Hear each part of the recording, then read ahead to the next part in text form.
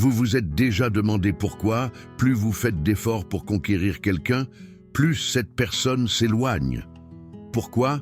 Lorsque vous montrez un intérêt total, une disponibilité sans faille et une dévotion absolue, le résultat est toujours le même. Froideur, distance et éventuellement rupture. Il y a quelque chose de profondément troublant dans cette dynamique, quelque chose qui ébranle vos convictions les plus fondamentales sur l'amour, les relations et la connexion humaine. On vous a appris que aimer, c'est tout donner de soi, que manifester de l'intérêt est un signe d'honnêteté, que la présence est la preuve de l'engagement.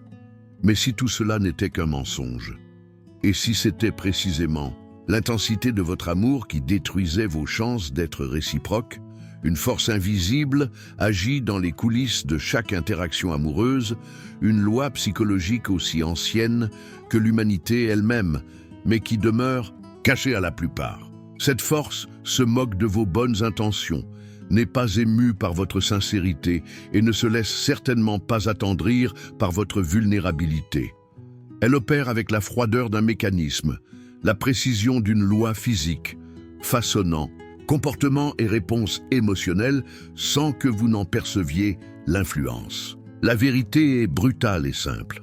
La psychologie humaine fonctionne selon des schémas de rareté et d'abondance, de tension et de relâchement, de présence et d'absence. Lorsque vous devenez excessivement disponible, prévisible et constant, dans la vie de quelqu'un, vous ne montrez pas de l'amour, vous montrez un manque. Et le manque, même s'il se part de dévotion romantique, est l'un des plus grands répulsifs émotionnels qui soit. Vous vous transformez en quelque chose qui est toujours là, toujours accessible, toujours prêt, et pour cette raison même, vous perdez toute valeur. Réfléchissez à votre propre esprit. Qu'appréciez-vous le plus? Ce qui est à portée de main ou ce qui est rare, unique, difficile à obtenir? La réponse est gravée dans votre ADN émotionnel. Nous sommes programmés pour désirer ce que nous n'avons pas, valoriser ce qui est rare, poursuivre ce qui bouge et ignorer ce qui reste statique. Ce n'est ni un défaut moral, ni un vice de caractère. C'est de la pure neurobiologie. C'est la manière dont votre cerveau a été façonné par des millions d'années d'évolution pour vous pousser à chercher, grandir et conquérir. Pourtant, vous n'avez pas appliqué cette compréhension à vos relations. Au contraire, vous avez fait exactement l'inverse. Vous êtes devenu une présence constante, une garantie émotionnelle, une certitude absolue. Et les certitudes absolues sont émotionnellement mortes. Elles ne créent pas de tension, ne suscitent pas d'attente, n'éveillent pas la curiosité. Elles existent simplement, comme un meuble dans un salon, utile mais invisible. Ce schéma commence bien avant vos relations amoureuses. Il puise ses racines dans votre enfance, modelée par les dynamiques familiales que vous avez absorbées sans questionner. Peut-être avez-vous grandi dans un foyer où l'amour signifiait sacrifice total, où montrer de l'affection revenait à s'anéantir complètement pour l'autre. Peut-être vos parents vous ont-ils montré, par l'exemple, que pour être aimé, il fallait être disponible, utile et toujours là. Ou peut-être avez-vous vécu l'extrême inverse, un manque si profond d'attention et d'affection que désormais vous compensez ce vide en étant excessivement présent dans la vie d'autrui. Ces blessures invisibles fonctionnent comme des programmes en tâche de fond dans votre esprit. Elles dictent vos comportements sans que vous les discerniez, vous font répéter des schémas autodestructeurs avec la précision d'un automate. Quand vous aimez quelqu'un, vous activez automatiquement le mode disponibilité totale.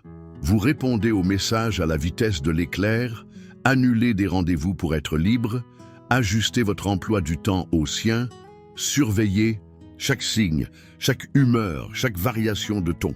Vous pensez être attentionné, tendre, présent. En réalité, vous êtes prévisible, anxieux et désespéré. Chaque message que vous envoyez est une requête déguisée de validation. Chaque invitation que vous formulez est une tentative d'assurer votre place dans sa vie.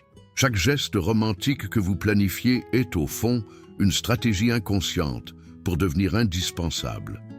Mais la psychologie féminine ne fonctionne pas ainsi. Elle ne répond pas à la logique linéaire que vous imaginez. L'esprit féminin est d'une extrême sophistication pour détecter les comportements fondés sur le manque. Il dispose de radars émotionnels développés par des millénaires d'évolution pour identifier les hommes sûrs d'eux, confiants, avec des options qui ne dépendent pas d'elles pour se valoriser. Lorsque vous montrez une disponibilité excessive, que vous répondez immédiatement, que vous dites toujours oui, que vous façonnez votre vie autour de la sienne, ces radars déclenchent des alertes silencieuses. Cet homme n'a pas d'autre option. Cet homme a besoin de moi plus que je n'ai besoin de lui. Cet homme n'est pas un défi. Et ainsi, sans que vous ne vous en rendiez compte, vous créez exactement le résultat que vous redoutez le plus. Votre intensité engendre froideur. Votre présence constante génère un besoin d'espace. Votre prévisibilité suscite l'ennui. Votre disponibilité excessive provoque le désintérêt. C'est un cycle cruel et automatique, régi par une précision d'une loi naturelle que vous ignorez. Nicolas Machiavel, il y a plus de 500 ans, a saisi une vérité fondamentale sur la nature humaine qui s'applique parfaitement à cette dynamique. Dans Le Prince, il a écrit « Les hommes jugent davantage par les yeux que par les mains, car tous voient, mais peu sentent. » Machiavel savait que la perception est plus puissante que la réalité, que l'image que vous projetez compte plus que vos intentions réelles.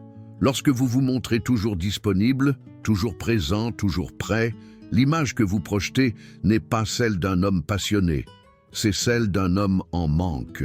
L'absence, en revanche, projette une toute autre image.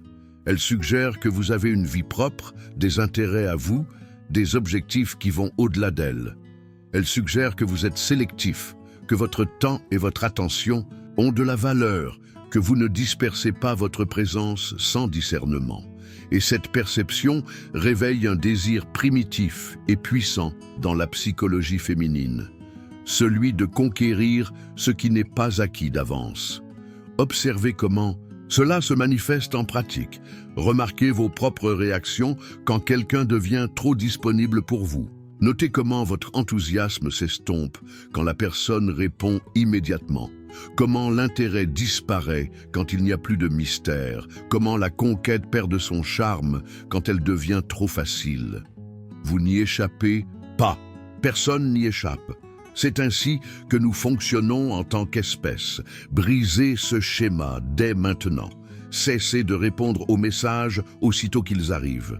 Non pas pour jouer, mais parce que vous avez une vie qui mérite votre attention. Résistez à l'impulsion de toujours dire oui. Réfrénez la voix intérieure qui vous pousse vers la disponibilité totale. Dites non quand vous avez vraiment d'autres engagements, d'autres centres d'intérêt, d'autres priorités. Disparaissez pendant des périodes régulières, non par manipulation, mais parce que vous avez des projets personnels qui réclament votre énergie et votre concentration. Repositionnez-vous mentalement. Au lieu de vous voir comme quelqu'un qui doit conquérir et retenir son attention, voyez-vous comme quelqu'un dont le temps et l'attention méritent d'être gagnés. Au lieu d'adapter votre vie pour s'imbriquer dans la sienne, construisez une vie si riche et captivante qu'elle voudra naturellement en faire partie. Au lieu d'être la constante, devenez la variable. Au lieu d'être la certitude, devenez la possibilité. Cela ne signifie pas devenir froid, calculateur ou manipulateur. Cela signifie comprendre que l'amour sain fleurit sur un terrain d'autonomie mutuelle, non de dépendance émotionnelle. Cela signifie reconnaître qu'une attraction authentique se nourrit de tensions créatives, non de garanties absolues.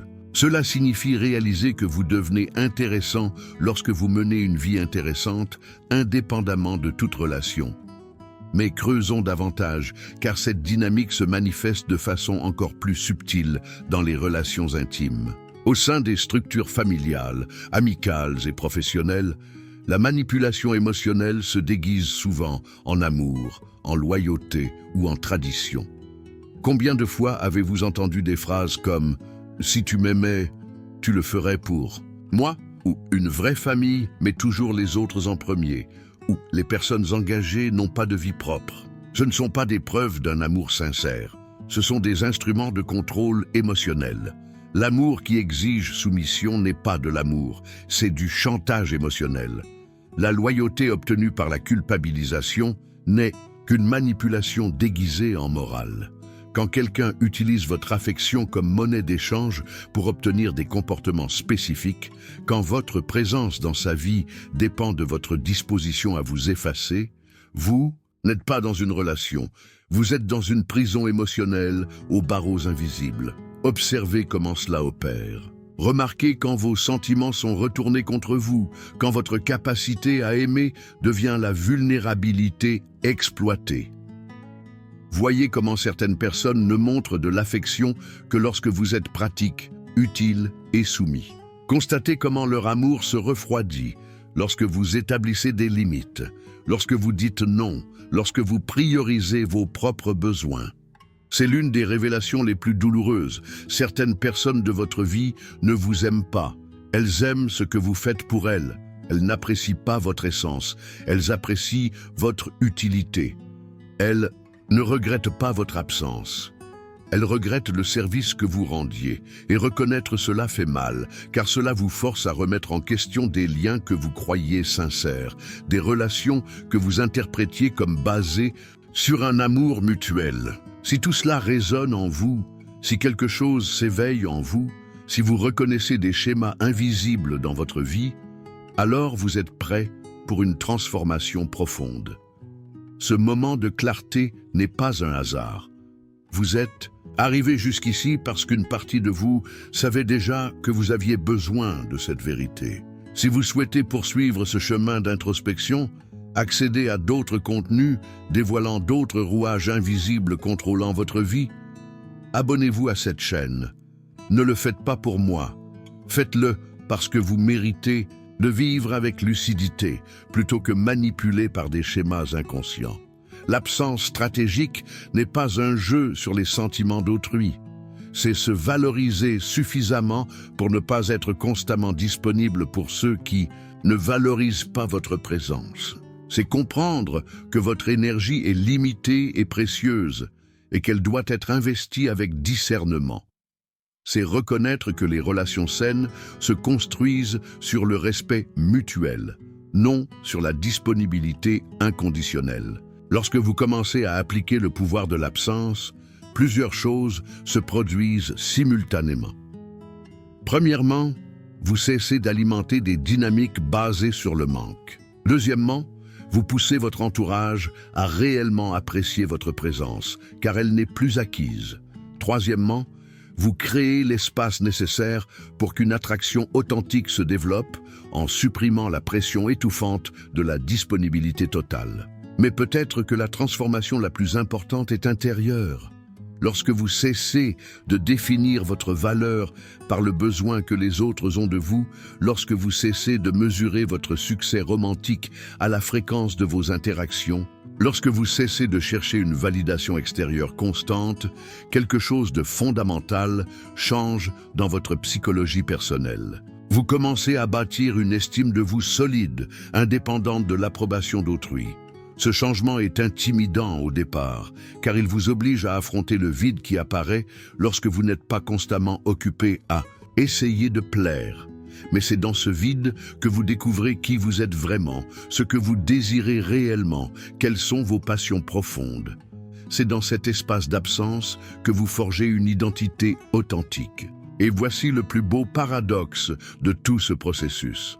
Quand vous cessez de courir désespérément après l'attention des autres, quand vous devenez réellement intéressant à vos propres yeux, quand vous construisez une vie qui vous épanouit, indépendamment des relations, vous devenez naturellement plus attirant. Non pas grâce à des techniques de manipulation, mais parce que vous êtes devenu quelqu'un qui vaut la peine d'être connu. La présence d'une personne avec sa propre vie, ses objectifs et ses intérêts diffère fondamentalement de celle de quelqu'un qui n'existe qu'en fonction des autres. Il y a une densité, une substance, une énergie qui émane de celui qui est centré sur lui-même sans être égoïste. Il y a une sérénité, une assurance, une confiance qu'on ne peut ni feindre ni imiter. Quand vous maîtrisez le pouvoir de l'absence, vous n'apprenez pas à manipuler. Vous apprenez à être authentique. vous découvrez que vous n'avez pas besoin de la validation constante de quiconque pour vous sentir complet. Vous bâtissez une vie si riche et captivante que la présence des autres devient un bonus, non un besoin. Et c'est précisément cette énergie qui suscite un intérêt véritable. Lorsque quelqu'un comprend que vous n'avez pas besoin d'elle pour être heureux, que vous choisissez d'être avec elle parce que vous le voulez, non parce que vous en avez besoin, quelque chose de profond change dans votre dynamique. La relation cesse d'être fondée sur le manque pour devenir une question de choix mutuel. Elle cesse d'être basée sur la dépendance pour devenir basée sur la complémentarité. Mais cette transformation exige du courage. Le courage d'affronter votre peur de l'abandon. Le courage de remettre en question des schémas que vous portez depuis des décennies.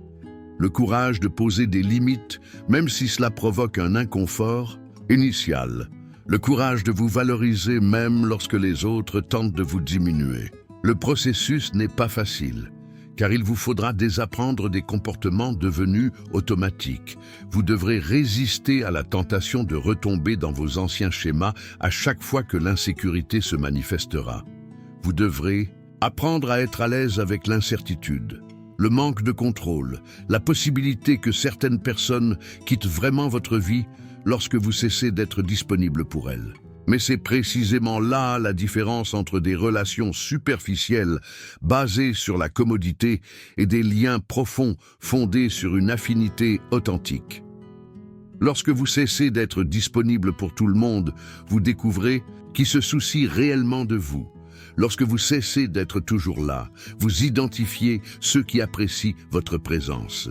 Lorsque vous posez des limites, vous révélez qui vous respecte vraiment. Et oui, certaines personnes quitteront votre vie au cours de ce processus. Certaines se montreront irritées quand vous ne serez plus toujours disponible. D'autres tenteront de jouer de la culpabilité, de la manipulation ou du chantage émotionnel pour vous ramener à vos anciens schémas. Laissez faire. Ces réactions dévoilent précisément le type de lien que ces personnes entretenaient avec vous. Un lien fondé sur l'utilité, non sur l'affection authentique. Les personnes qui vous apprécient vraiment respecteront vos limites. Elles comprendront que vous avez une vie qui vous appartient. Elles admireront votre indépendance émotionnelle. Elles se sentiront davantage attirées par la version de vous qui possède sa propre substance que par celle qui n'existait qu'au service des autres. Dans le contexte romantique, le pouvoir de l'absence crée une dynamique totalement différente. Au lieu de toujours devoir prouver votre valeur, elle commencera à se demander si elle est à la hauteur de la vôtre. Au lieu d'être toujours disponible, elle devra faire un effort pour obtenir votre temps et votre attention. Au lieu d'initier sans cesse les contacts, ce sera elle qui ressentira votre manque et cherchera votre présence. Ce n'est pas de la manipulation, c'est de l'équilibre. Les relations saines exigent un va-et-vient, une danse où l'on s'approche et où l'on s'éloigne tour à tour. Lorsque vous êtes constamment en mode rapprochement, vous brisez cette danse naturelle en réintroduisant l'absence. Stratégique, vous rétablissez le rythme originel de l'attraction humaine. Et voici quelque chose que peu de gens comprennent. L'absence ne signifie pas désintérêt. Cela signifie intérêt sélectif. Cela signifie que vous avez des critères, des standards, des attentes. Cela signifie que vous ne vous donnez pas à n'importe qui, n'importe comment, n'importe quand. Et c'est cela, paradoxalement, qui vous rend beaucoup plus désirable que quelqu'un qui se livre inconditionnellement. Pensez à toutes les choses que vous valorisez le plus dans la vie. Sont-elles communes ou rares? Toujours disponibles ou nécessitent-elles un effort pour être obtenues? Sont-elles faciles à obtenir ou représentent-elles un accomplissement? La réponse est évidente et la même logique s'applique aux relations humaines. Nous valorisons ce qui est rare, respectons ce qui est mérité, désirons ce qui n'est pas garanti. Lorsque vous devenez cette personne, quelqu'un dont le temps et l'attention ont de la valeur, quelqu'un qu'il faut conquérir, quelqu'un qui n'est pas acquis d'avance, vous n'améliorez pas seulement vos résultats amoureux, vous améliorez votre qualité de vie dans son ensemble, car vous cessez de vivre pour les autres et commencez à vivre selon vos propres valeurs et objectifs. Mais la transformation la plus profonde se produit au niveau de votre identité. Vous cessez de vous voir comme quelqu'un qui doit conquérir l'amour et commencez à vous voir comme quelqu'un qui mérite d'être conquis. Vous cessez de vous percevoir comme quelqu'un qui doit prouver sa valeur et commencez à vous percevoir comme quelqu'un dont la valeur est évidente. Vous cessez de vous voir comme quelqu'un en manque d'attention et commencez à vous voir comme quelqu'un de sélectif quant à son attention. Ce changement de perspective est révolutionnaire car il affecte littéralement tous les aspects de votre vie. Dans votre carrière, vous cessez d'accepter n'importe quoi et commencez à rechercher ce que vous méritez vraiment. Dans vos amitiés, vous cessez d'être disponible pour tout le monde et commencez à investir uniquement dans ceux qui vous apprécient. Au sein de votre famille, vous arrêtez de vous sacrifier indéfiniment et commencez à poser des limites saines. L'absence stratégique est en réalité un outil d'autoresponsabilité. C'est une manière de reprendre le contrôle de votre vie, de votre énergie et de votre valeur. C'est un refus de continuer à vivre selon des schémas imposés par d'autres, surtout lorsque ces schémas vous nuisent systématiquement. Et maintenant, vous avez un choix à faire, un choix qui déterminera non seulement vos prochaines relations, mais tout votre parcours émotionnel. Vous pouvez retourner à votre vie et oublier tout cela. Vous pouvez continuer à fonctionner selon les mêmes schémas qui vous ont conduit aux résultats actuels. Vous pouvez entretenir l'illusion que toujours être disponible est une vertu, que le manque est romantique, que vous anéantir pour les autres est de l'amour. Ou vous pouvez commencer aujourd'hui à reconstruire votre esprit avec lucidité et courage. Vous pouvez accepter que la réalité obéisse à des lois psychologiques spécifiques, indépendamment de ce que l'on vous a enseigné. Vous pouvez décider que vous méritez des relations fondées sur l'admiration mutuelle, non sur la dépendance émotionnelle.